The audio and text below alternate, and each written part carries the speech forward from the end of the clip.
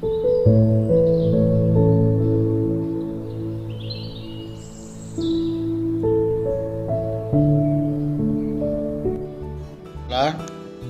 స్తోత్రం. క్రీస్తుని దేవుని బిడ్డలారా, ఉదయకాలమున ప్రభువైన యేసు క్రీస్తు వారి శ్రేష్టమైన నామమున మీ అందరికీ శుభాభివందనాలు తెలియజేస్తున్నాను. ఉదయకాలమున దేవుని వాక్యాన్ని ధ్యానం చేసుకుందాం. గమనించండి, సామెతల గ్రంథం 3వ అధ్యాయము 33వ వచనాన్ని చదువుకుందాం. గమనించండి, సామెతల గ్రంథం 3వ అధ్యాయము 33వ వచనం బి భాగం చదువుకుందాం. నీతిమంతుల నివాస స్థలమును ఆయన ఆశీర్వదించును. నీతిమంతుల నివాస స్థలమును ఆయన ఆశీర్వదించును.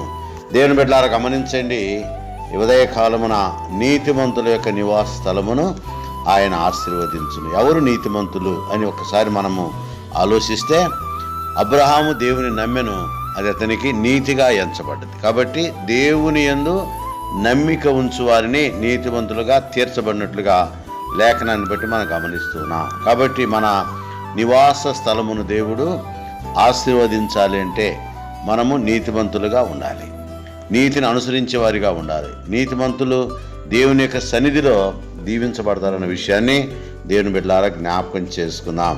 ఎవరైతే దేవుని యందు స్థిరమైన బలమైన నమ్మిక ఉంచుతారో అలాంటి వారందరూ కూడా దీవించబడతారు. అందుకనే యెహోవా యందు భయభక్తులు గలవాడు ఇలాగూ ఆశీర్వదించబడని దేవుని బిడ్డలారా జ్ఞాపకం చేసుకుందాం.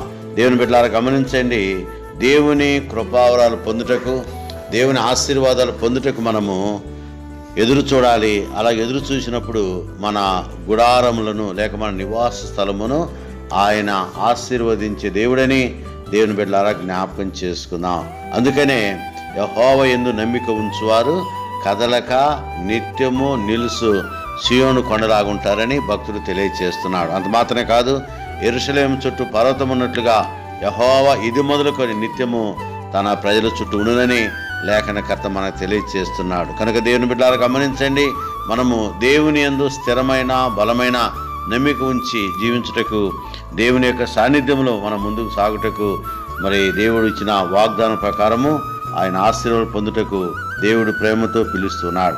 కనుక దేవుని బిడ్డలారా, గమనించండి, మరి దేవుని యొక్క సాన్నిధ్యంలో మన నివాసము ఆశీర్వదించబడాలంటే మనం దేవుని యందు స్థిరమైన బలమైన నమ్మిక కలిగి జీవించాలన్న విషయాన్ని దేవుని బిడ్డలారా జ్ఞాపకం చేసుకుందాం. ఎందుకంటే దేవుడు నిన్ను నన్ను ఆశీర్వదించే దేవుడు, బలపరిచే దేవుడు, బాగు చేసే దేవుడు, కరుణించి కాపాడే దేవుడు అన్న విషయాన్ని జ్ఞాపకం చేసుకుని ముందుకు సాగినట్లు పరిశుద్ధాత్మ దేవుడు సాయం చేయను గాక. Amen. May God bless you.